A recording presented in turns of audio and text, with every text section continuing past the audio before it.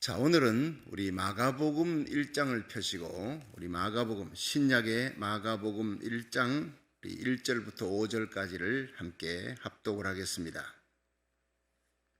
신약 성경 우리 첫 번째는 마태복음인데 그다음 마가복음 1장 1절부터 함께 읽겠습니다. 시작. 하나님의 아들 예수 그리스도 복음의 시작이라. 선지자 이사야의 글에 보라, 내가 내 사자를 내 앞에 보내노니 저가 내 길을 예비하리라. 광야에 외치는 자의 소리가 있어 가로되 너희는 주의 길을 예비하라. 그의 첩경을 평탄케 하라. 기록된 것과 같이 세례요한이 이르러 광야에서 죄 사함을 받게 하는 회개의 세례를 전파하니 온 유대 지방과 예루살렘 사람이 다 나아가 자기 죄를 자복하고 요단강에서 그에게 세례를 받더라. 아멘. 우리가 이제 그동안 사무엘 상하, 열왕기 상하, 역대 상하, 또 시편, 150편 전편을 통해서 구약에 나타난 구약의 역사 속에 나타난 하나님의 놀라운 손길을 우리가 살펴보았습니다. 하나님 어떤 분이신가? 또 now, 그때 그 하나님 지금도 여전히 살아계시며 이 세상을 통치하고 다스리시는 창조주요, 다스리는 섭리자, 통치자요, 그리고 마침내 이 땅에 오셔서 심판하시는 그 예수 그리스도 하나님에 대해서 우리가 살펴보았습니다. 그런데 이제 기도하는 가운데 제가 신약을 좀 다루어야 되겠다. 오늘은 327일째인데 이 마가복음을 들어가면서 이 마가복음은 마태복음보다 훨씬 더 일찍 기록되었습니다. 사람들이 마태, 마가, 누가, 요한, 사도행전 하니까 이게 뭐 연대순으로 된 줄 아는데 연대순이 아닙니다. 마태가 기록한 마태복음, 마가가 기록한 마가복음, 누가, 요한 그 기록한 사람이 나오지만 실제로 마가복음이 이게 원전입니다. 제일 먼저 시작되었고 이 마태복음은 마가복음을 보고 그 다음에 그 마가복음이 쓰여진 것을 본 마태가 이 마가복음에서 기록하고 있는 것하고 자기가 보는 또 시각의 예수님의 행적에 대해서 또 기록을 하기 시작한 거예요. 누가는 또 누가 나름대로 마가복음을 보고 자기가 본 또 예수님에 대한 시각을 기록해 나간 거예요. 그래서 마가복음이 원전입니다. 제일 먼저 시작되었고 대개 여러분 학교에서 대학 다니면서 이제 레포트를 쓰잖아요. 제일 먼저 쓴 학생이 있어요. 그 주위에 있는 학생들이 그거 빌려가지고 보고는 그 다음에 써냅니다. 그는 문체가 더 매끄러워요. 누가복음을 보면 마가복음보다도 굉장히 더 매끄럽고 아주 조리정연하게 나갑니다. 그런데 제일 먼저 사건별로 기록한 것은 마가복음이에요. 그런데 이 마가복음이 기록한 그 배경이 있습니다. 마태복음은 예수님의 족보부터 나가는 거예요. 예수 그리스도의 세계, 아브라함과 다윗의 자손 예수 그리스도의 세계라면 족보, 누가 누구를 낳고 누가 누구를 하고. 그러니까 어떤 분은 성경 보다가 마태복음 구약은 좀 어렵고 신약은 쉽다고 신약 처음 마태복음부터 보다가 막 그것도 사람 낳는 것부터 쫙 1장 나오니까 질려버리는 거예요. 그래서 저는요 마가복음부터 먼저 보라고 얘기를 합니다. 처음 예수를 믿는 사람들에게 마가복음, 요한복음 이런 것들을 추천을 합니다. 근데 마태, 마가, 누가는 예수님의 행적에 대한 얘기가 나오는데 요한복음은 보충복음이라 그래요. 마태, 마가, 누가 복음에 없는 것을 기록한 거예요. 보충복음이다. 그래서 네 개를 공간복음이다. 모두 예수님에 대한 행적을 얘기하고 있는데 사실 이 마가복음은 제일 먼저 기록될 때 이 어떤 배경에서 기록됐느냐 하면 AD 64년경에 로마에 큰 사건이 일어납니다. 로마의 황제들 10대 황제 중에 제일 악독한 황제 중에 하나가 네로 황제입니다. 여러분 잘 알다시피 이 네로 황제가 등극하면서 이제 베드로도 순교하고 많은 순교자들이 생기는데 이 네로 황제가 자기가 이 로마를 더 크고 더 화려한 도시로 만들기 위해서 이 지금 있는 것을 불태워버려야 되겠다 하고 불을 질렀어요. 군인들을 통해서 불을 지르게 만들고 막 사람들이 막 폭동이 일어날 것 같아. 네로 황제가 불질렀다 이런 소문이 나면서 그래서 이걸 그리스도인에게 뒤집어 씌워버립니다. 그리스도인들이 이 불을 질렀다. 그렇게 해서 그리스도인들을 학살하고 그 당시에 순교하는 자가 잡혀 죽는 자가 그렇게 많았어요. 그때 많은 그리스도인들이 잡혀가면서 그 핍박 속에서 견디기가 너무 힘든 거예요.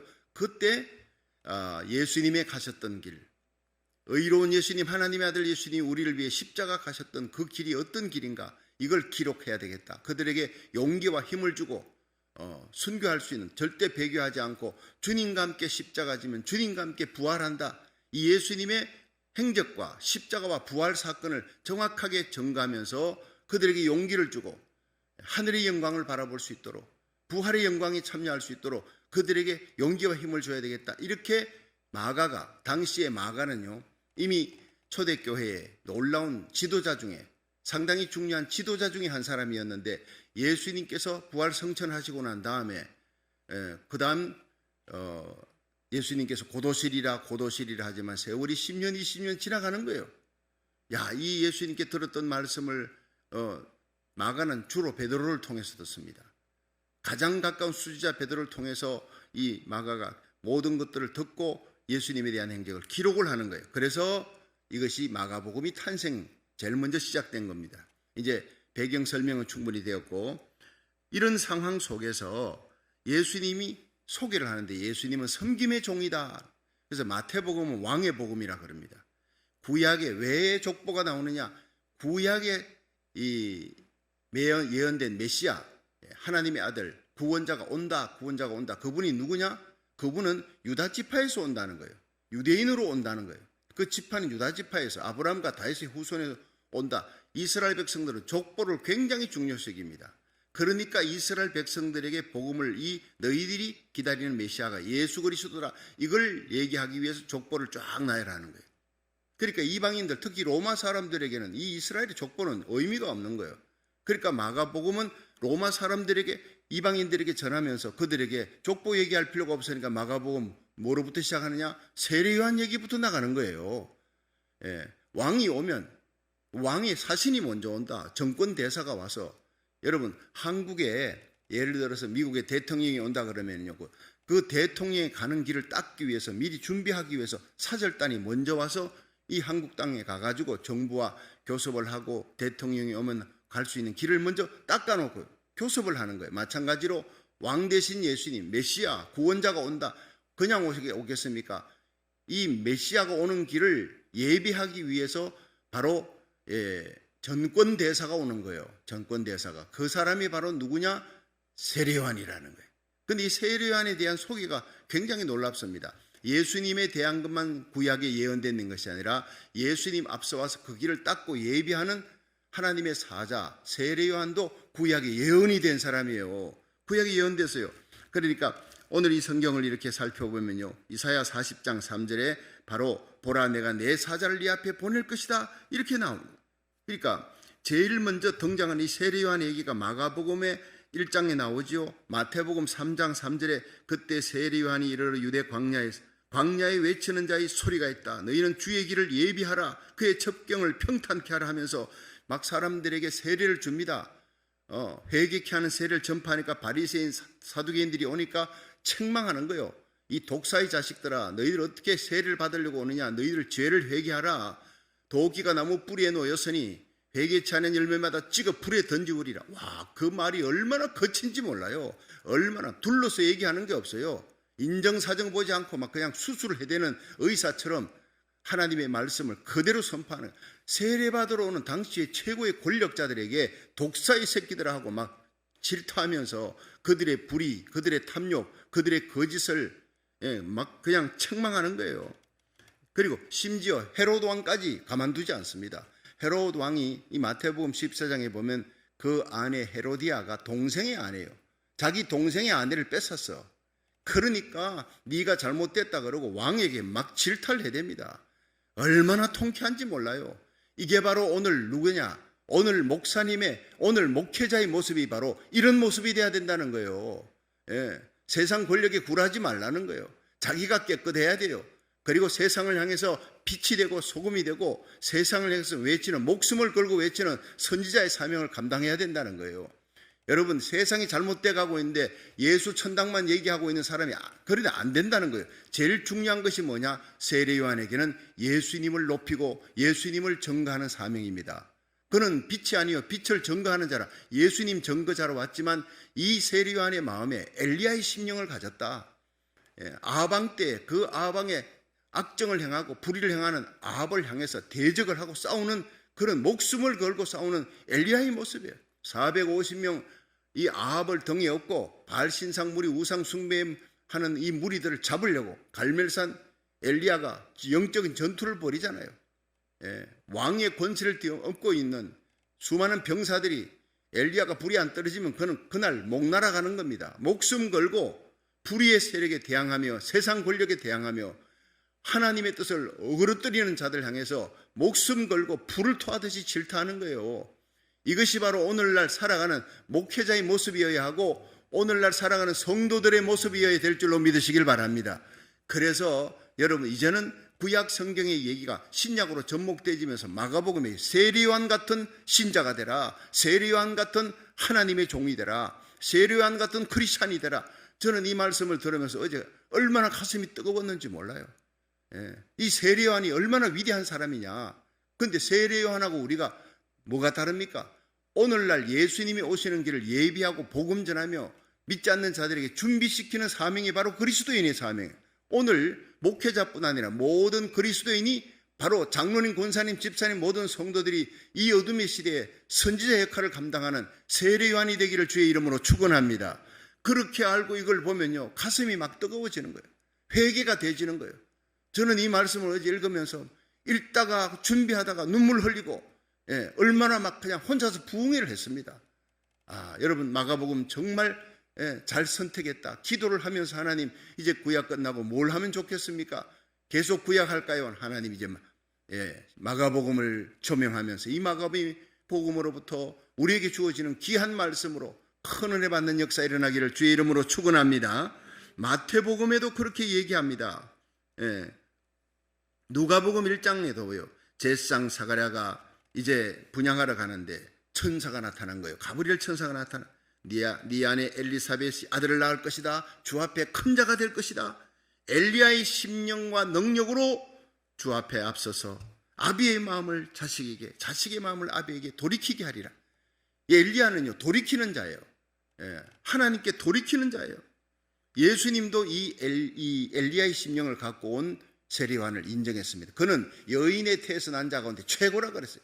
세상의 모든 인류 가운데 인류가 앞으로 그동안 몇백억이 살다 갔어도 세리요한만한 인간은 없다 그랬어요. 모든 선지자 중에 최고라 그랬어요. 그러나 하늘나라 가면 가장 낮은 자라도 세리요한보다는 높으리라. 여러분 성령 받고 오순절에 성령 받은 자들은 세리요한보다 뛰어난 자라는 얘기를 합니다. 세리요한보다 더 확실하게 예수 그리스도를 전가하며 불의를 대적하며 여러분 세상을 이 땅을 하나님의 나라가 임할 수 있도록 그렇게 외쳐야 되는 사람이 바로 오늘 그리스도인의 모습이라는 거예요. 그러니까 예수님께서는 이 엘리야가 왔다.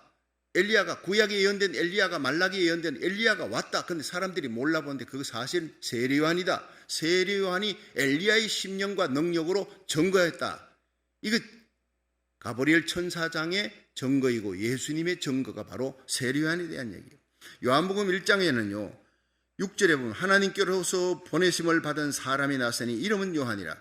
하나님께로서 보냄을 받은 이분은 예수가 아니에요. 보냄을 받은 사람인데 이 사람은 증거하러 왔으니 빛에 대해 증거하고 모든 사람으로 하여금 자기를 인하여 이 빛을 믿게 하라. 빛이 누구냐? 예수님이 빛입니다. 그 세리요한은 누구냐? 예수님을 증거하는 자예요. 여러분 우리 예수 믿는 사람 그리스도인이 뭡니까? 바로 예수를 구주로 믿는 사람이요 작은 그리스도인이요 예수를 많은 사람에게 증거하는 오늘도 예수 증거자가 되기를 주의 이름으로 축원합니다. 사복음서 모두 마태, 마가, 누가, 요한의 사복음서의 이 세리요한에 대한 얘기 하나님의 정권대사 선지자 중에 선지자 오늘날 우리 그리스도인들이 따라야 될 그 자세와 모습이 이런 그리스도인이 되라 나타내 보인 것이 바로 세리요한의 얘기예요. 얼마나 중요합니까? 구약에 이사야 40장 3절에 외치는 자의 소리여 가로되 너희는 광야에서 여호와의 길을 예비하라 사막에서 하나님의 대로를 평탄케 하라. 이사야 40장 3절에 예수님 태어나기 600~700년 전에 기록된 이 이사야서의 세례된 요한에 대한 얘기가 나오는 거예요. 이 구약 성경 마지막이 뭐지요? 말라기예요, 말라기.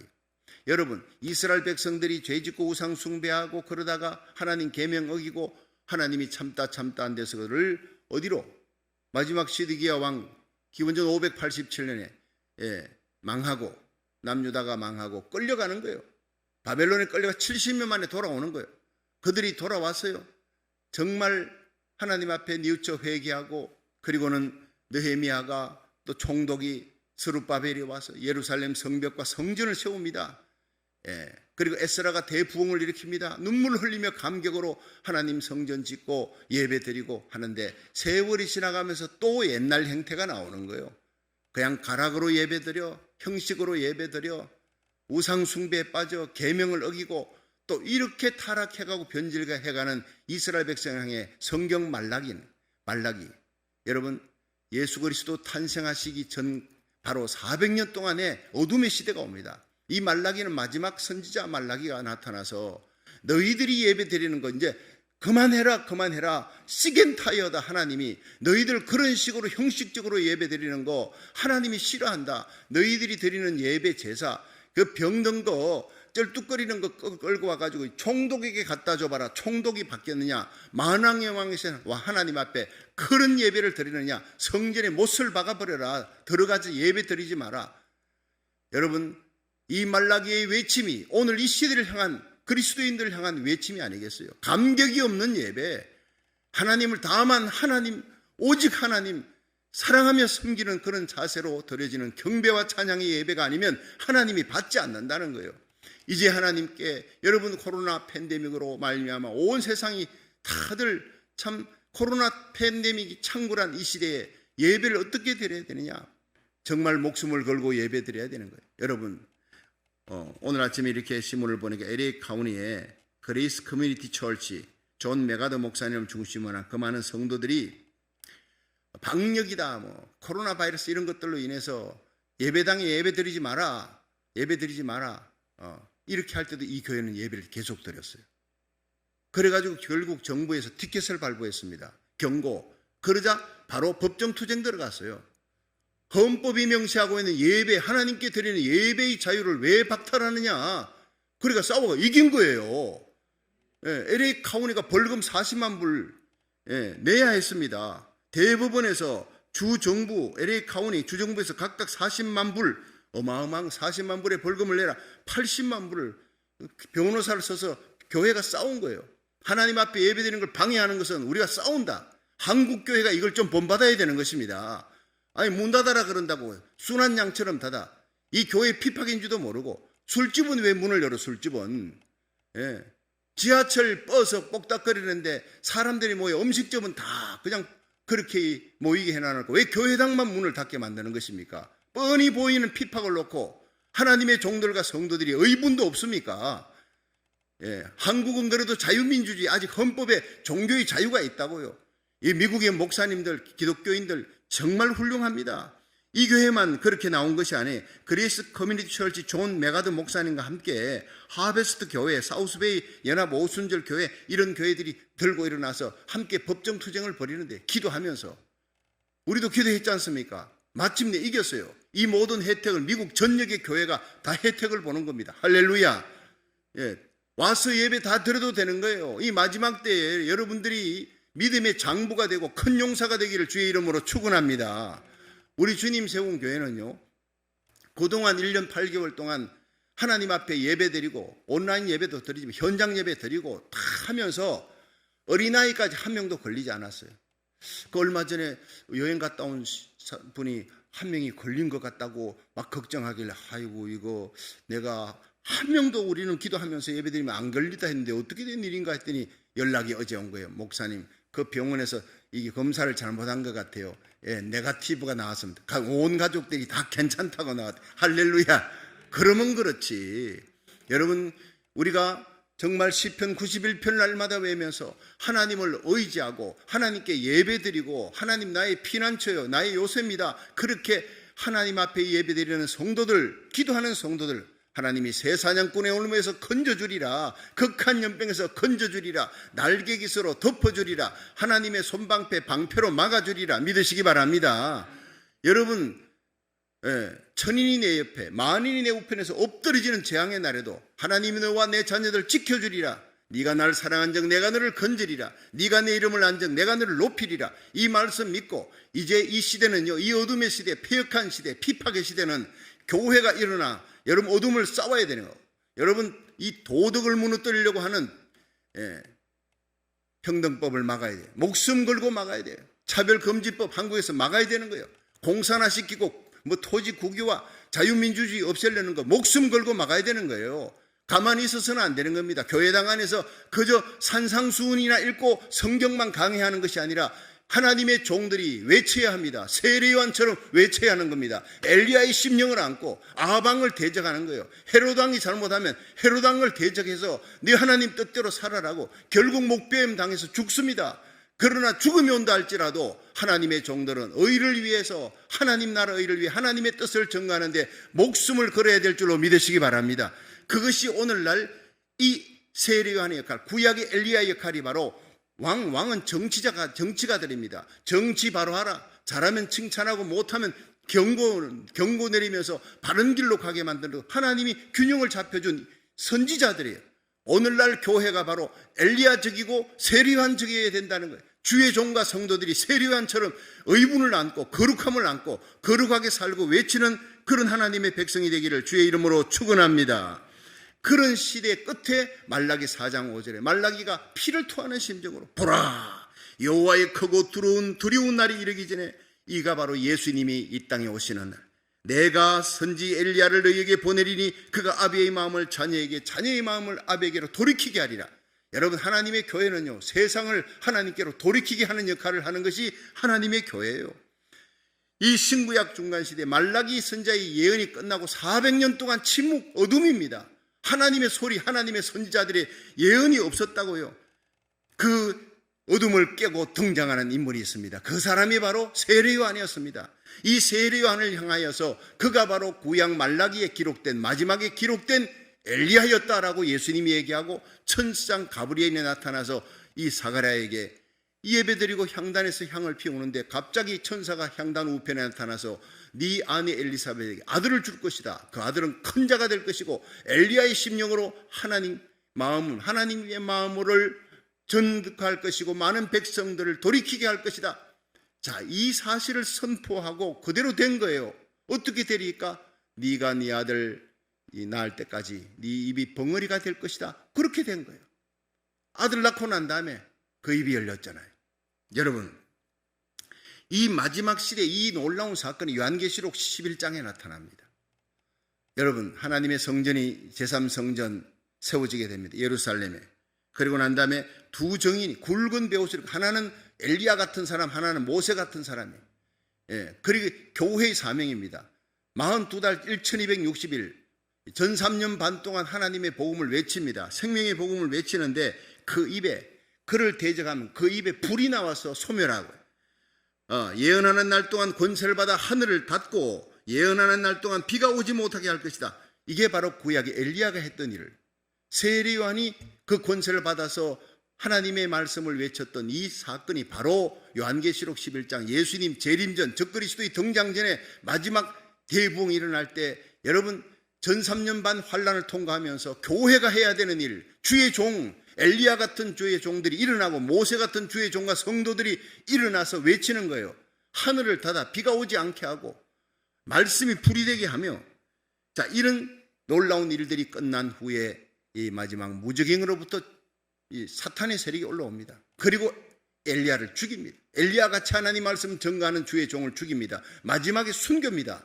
불의에 대항해서 세상의 왕들과 정치가들 불의한 자들을 대항해서 싸우는 교회가 핍박당하고 주의 종들과 성도들이 순교당합니다. 그러나 3일 반 후에 하늘로부터 생기가 일어나라, 생기가 들어오면서 일어나라, 올라오라 하니까 그들이 구름 위로 올라갑니다. 모든 세상 사람들이 다 알게 됩니다. 이것이 휴거 사건입니다.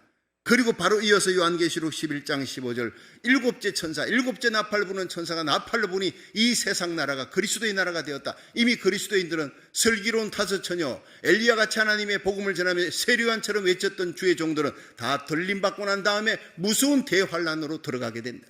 즉 그리스도의 환란 그리고 예수님의 재림입니다. 이렇게 펼쳐지는 때에 마지막 시대의 주의 종들은 어떻게 외쳐야, 주의 백성들은 어떻게 살고 외쳐야 되느냐? 엘리야같이 세례요한같이 살고 세례요한같이 외치면서 빛과 소금의 사명을 감당하라. 이것이 하나님의 말씀인 줄로 믿으시기 바랍니다. 그렇다면 오늘 세례요한이 얘기 마가복음 1장 이 얘기가 얼마나 중요한 얘기인가 하는 것을 여러분 알게 됩니다. 자, 이제 첫 번째 이 세례요한이 누구냐? 자, 마가복음 1장 1절부터 5절 다시 한번 봅니다. 그 모습을 한번 봅니다. 시작. 하나님의 아들 예수 그리스도의 복음의 시작이라. 선지자 이사야의 글에 보라 내가 내 사자를 네 앞에 보내느니 저가 내 길을 예비하리라. 광야에 외치는 자의 소리가 있어가라되 너희는 주의 길을 예비하라. 그의 첩경을 평탄케 하라. 기록된 것 같이 세례요한이 이르러 광야에서 죄사함을 받게 하는 회개의 세례를 전파하니 온 유대 지방과 예루살렘 사람이 다 나아가 자기 죄를 자복하고 요단강에서 그에게 세례를 받더라. 자, 세례요한이 어디서 활동했습니까? 세례요한이 광야에서 활동한 거예요. 이게 중요한 겁니다. 이 세례요한이 바로 이렇게 태어날 때부터 범상 보통 사람이 아니에요. 사가랴 아버지 사가랴는 제사장입니다. 여러분 귀족층입니다. 부유층입니다. 그런데 천상이 가브리엘에 나타나서 그는 큰 자다. 네게 아들을 줄 것이다. 엘리야의 심령으로 하나님의 말씀을 전파할 것이다. 회개케 하는 자다. 외치니까 이 제사장 사가랴가 그를 광야로 보냈어요. 어릴 때부터 광야에서 세상 사람들과 같이 세상 학문 시킨 게 아니라 광야에서 집안에서 교육시키고 말씀 기도하면서 어릴 적부터 광야에서 살았을 것이다 하는 것이 학자들의 얘기입니다.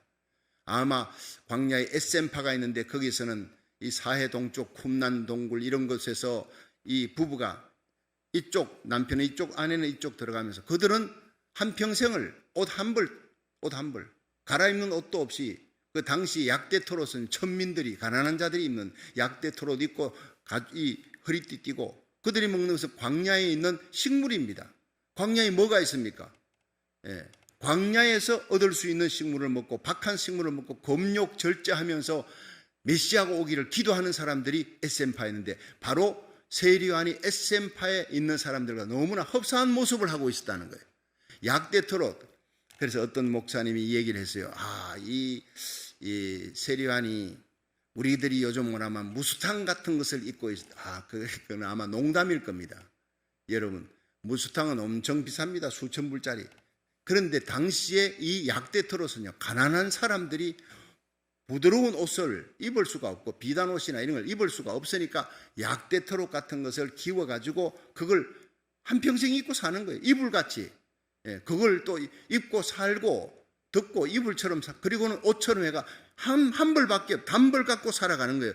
그래서 광야에서 이게 에셈파와 같이 그들 가운데서 기도하면서 하나님과 명상하면서 사는 것이 아니겠느냐. 아름다운 것이 없어요. 거기는 유흥도 없습니다. 놀거리도 없습니다. 빈들판입니다. 척박한 곳입니다. 외로운 곳입니다. 거친 곳입니다. 메마른 땅입니다.